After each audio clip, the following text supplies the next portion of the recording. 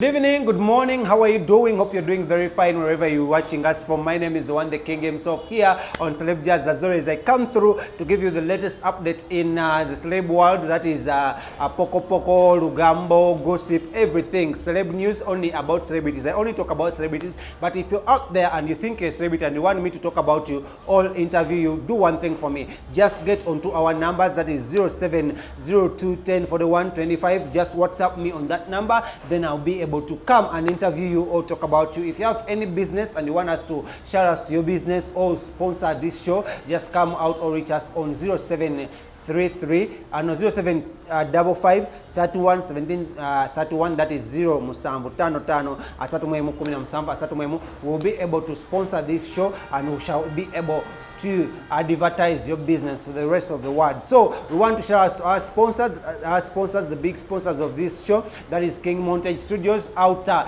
Nankulabye Prime Tower, level 3, room D04. When you reach there, just holler at them. Bakwate mikolo ejenja ulokuli embaga okwanjula okuhinjirwa birthday party, graduation party, ate basimbikane bulk SMS omukologo yagala gubere colorful. Wekwate banafe aba King Montage Studios wale nankula kati munange nno I mean amasanyu gabadde bangi nnyo wano mu ggwanga lya Uganda, era nga munnange awengenda okusinzira okubanga akutuusako amawulire ga mwana mulenzi amanyiddwa nga Skylanta, ate ne mwana muwala amanyiddwa nga Kansiime. Kansiime munnange olunaku leero avuddeyo n'ashowinga off baby bump ye, era nga around the corner bwe wati tugenda kuba tulaba baby showers ez'enjawulo, era nga zinamusuubiza ddala nga Kansiime yonna gy'oli jangu, ngenda kuba nkola ki, ngenda kuba nkuwayo obugoye bw'omwana. Simanyi oba mwana mulenzi oba mwana muwala, but whatever the case might be, some of us are already fathers. Jantu kwene kumagezi Skylanta jangu tukubongeko tugambe, this is how you can handle baby, this is how you handle a pregnant woman, this is how you take care of them, this is how you give them support.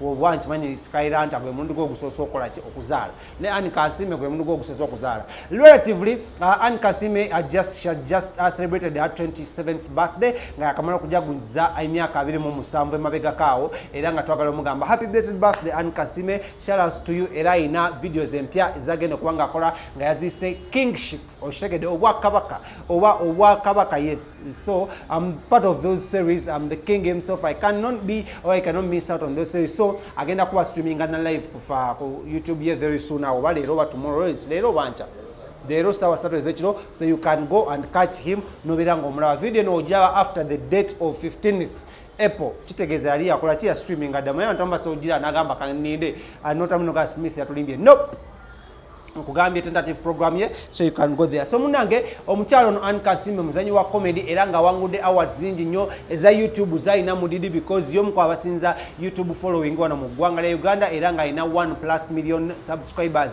nga naffe twagala okweza 100,000 subscribers before the end of the year. So help us reach that goal by subscribing once wano, just so hit go there and subscribe. So munange Kansiime yasooka nafuna omusajja amanyiddwa nga Ojok was a man from Ombokoro, a man from the northern Uganda. This man didn't do everything very well. He had the body and the looks, but I think bedroom things were not that clear. So Ojoko missed out on the beautiful Kansiime, and Kansiime went ahead nafuna akavubuka akafaanana Lawrence mu size lwakubako kalina dreadlocks. Nokimanyi Lawrence akavubuka kano muleka mwenkana size ndaba no kyaliyo ojima akavubuka kano muleka mwenkana size chaliwa amazzi gamumira naye tamanyi na gyalaga. Anyways, so munange Kansiime ono twagala omuyozayoza. Congratulations onto this milestone gyotuseeko mu bulamu bwo ey'okubanga ofuna omwana. It's been a long waiting, a long way coming okulaba muno Kansiime afuna omwana, era nga some of the reasons ezamuvirako okwawukana n'olibaawe emabega were reasons of her not getting pregnant. Nibagamba the problem is the problem with Kansiime or the problem with the man. Bagenda okizula nga I think the problem is the man. So Kansiime, I can't be the man when I can't give birth. Me Kansiime, I can't. No. I can't. Not until now. We have etu era nga yavudeyo na posting baby bump yenga ola ifananye yo, and here on Celeb Jazz want to say congratulations to you Kansiime and Skylanta. Man, large up upon yourself, and the sky is the limit, man. Just do it. Just show yourselves love, because man, last time I covered love. Ngenda kola dreadlocks and wategeere muno nange na love. Kwa mbasi na dreadlocks, people can't know that I have love. Ama sino mukwana.